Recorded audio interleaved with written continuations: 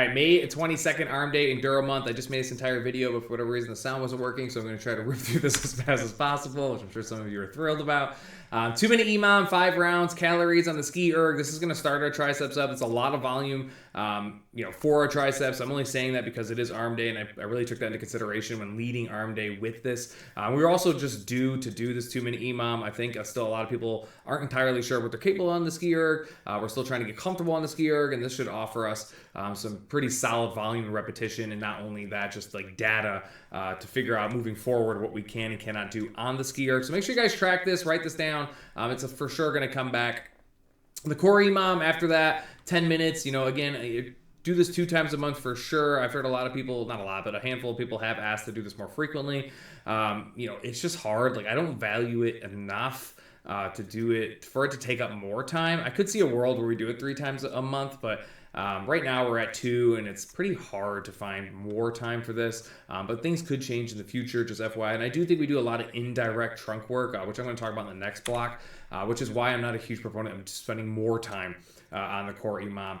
And again, to go down the rabbit hole a little bit more, like from a day-to-day perspective, like just hammering your trunk that much, we can do so many other things that I think are far more valuable from a longevity and a wellness perspective. Bicep superset, keep in mind, a little clarity here, 3 to 5 sets, for 80% of the population, 3 or 4 supersets of biceps is plenty. Like 4 is even a lot. Like if you're fairly new, you've been sedentary, maybe you haven't done Arm Day in a long time, like 3 bicep supersets done with the appropriate weight and rep count is a lot. Like 4 is a really lot, and 5 is quite literally reserved for people that know themselves incredibly well and are so efficient and so conditioned that they need that 5th set, which is just not the majority of the population. So just be aware of that when you guys are doing the bicep superset. The tricep extension, I really wanted it to be 100 reps.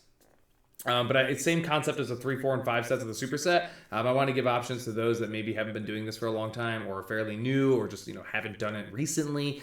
So 60 or 80 is still a real option. Otherwise, I do want you up towards the 100 rep count range, tracking this split regardless of the rep count you choose, and just getting more proficient at this movement that I've always deemed as the best tricep movement. I think by quite a long shot. It's just incredible, and it's so effective and so efficient. And just doing this alone, that being said, we are doing the ski erg, which is a lot of tricep, but if I'm short on time, like I just do 100 reps of this and call it an Arm Day. Like that's it. That's how effective I believe this to be. The TRX, which is the indirect trunk work I wanted to talk about. The 2 main reasons that I love the TRX, and I think everybody should enjoy the TRX when it fits, when applicable, is at the back end of a workout, it really challenges your stability. And usually when you're pre-exhausted and the fatigue is starting to catch up to you, like controlling your trunk and keeping your composure to keep your hips tucked appropriately, and you're in a standing plank, there's a ton of added trunk value there in both these curls and the tricep extension. And pretty much every TRX movement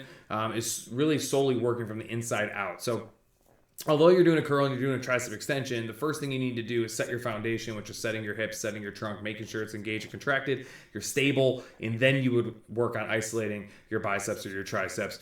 So the trunk part and the instability is just awesome. And the second purpose of the TRX, especially in the back end of a workout, is you can literally on the fly manipulate your intensity level just by moving your feet forward or backwards. So, I've said this in class plenty of times. When I do this myself, like it's such a great way to finish a workout because again, if you've done everything prior to the TRX stuff appropriately, you probably don't got a lot of gas left in the tank.